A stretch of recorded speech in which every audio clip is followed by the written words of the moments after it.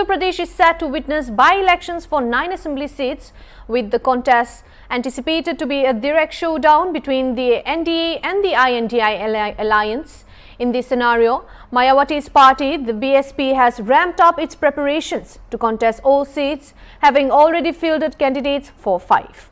After a poor performance in the Lok Sabha elections, where the BSP failed to secure any seats, the by-elections present a significant challenge for the party to expand its base.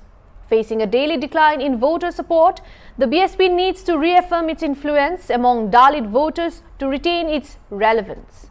The impact of BSP's participation in these by-elections on the INDIA alliance and the NDA coalition is being closely analysed, with insights from other parties featured in a special report by Hornbill TV.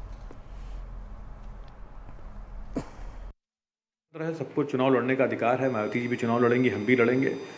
जनता का mandate उसको जाएगा जो जनता के मुद्दों को उठाएगा, जनता के लिए लड़ेगा, और जनता जिस पर ये भरोसा करेगी कि हाँ, इनके हाथों में हमारा भविष्य सुरक्षित है।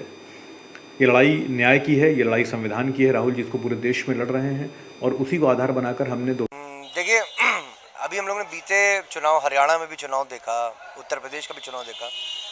मैं तो कहूँगा मायावती जी जिस तरीके से भारतीय जनता पार्टी को सपोर्ट करती हैं, मैं तो कहूँगा कि वो भारतीय जनता पार्टी की बी टीम है। और रही बात मायावती के चुनाव की बात, देखिए आज की डेट में पीडीए पूरी तरीके से समझ चुका है और निश्चित तौर पे मायावती जी का ना कोई राजनीति में किसी तरीके का धरातल रहा है और ना अब उनकी कोई राजनीति बची है। और मैं ज़रूर कहूँगा कि इंडिया गठबंधन में मायावती का चुनाव लड़ना ना लड़ना कोई मतलब नहीं है।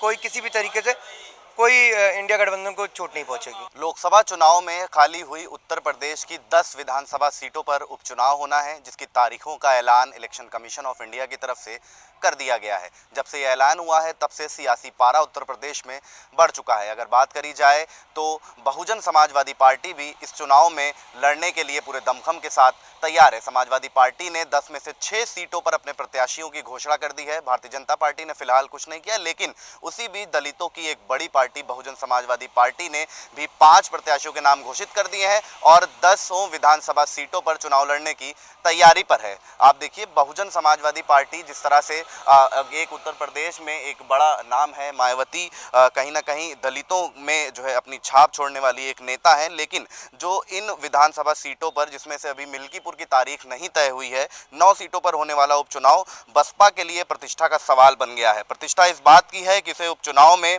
अपने मत प्रतिशत को बढ़ाकर जनाधार साबित करना होगा। उसे बताना होगा कि दलित मतदाताओं में मन में आज भी बहुजन समाजवादी पार्टी है, क्योंकि उत्तर प्रदेश में बसपा के हाथी की सेहत दिन पर दिन खराब होती नजर आ रही है, क्योंकि उसके वोट बैंक जो है वो धीरे धीरे खिसक रहे हैं। अमूमन उपचुनाव से दूरी बनाकर रहती है बहुजन समाजवादी पार्टी, लेकिन 2019 में लोकसभा चुनाव के बाद सपा से जब इसका नाता टूटा तब 11 सीटों के लिए उपचुनाव में अपने दम पर लड़ने का फैसला लिया था, लेकिन एक भी सीट नहीं जीत पाई थी। इसी तरह से 2017 विधानसभा में चुनाव में बसपा अंबेडकर नगर की जलालपुर सीट पर जीती थी। यहाँ से जीतने वाले जो रितेश पांडे थे, उनको बसपा ने 2019 में लोकसभा चुनाव में उतारा और वह जीत गए, जिसके बाद ये सीट खाली हो गई और बसपा ने छाया वर्मा को उम्मीदवार बनाया, लेकिन वो सपा से हार गई। इसके बाद 2022 में बसपा ददरौल विधानसभा उपचुनाव भी लड़ी, लेकिन वह तीसरे नंबर पर ही सिमट गई। इसलिए ये कहा जा सकता है कि ये वाला उपचुनाव by election Bahujan Samajwadi party के लिए एक प्रतिष्ठा, एक दांव पर आकर के टिक गया है कि आखिर किस तरह का नतीजा रहती है, क्योंकि इस बार बसपा ने फिर से अपने दम पर उपचुनाव लड़ने का फैसला लिया है।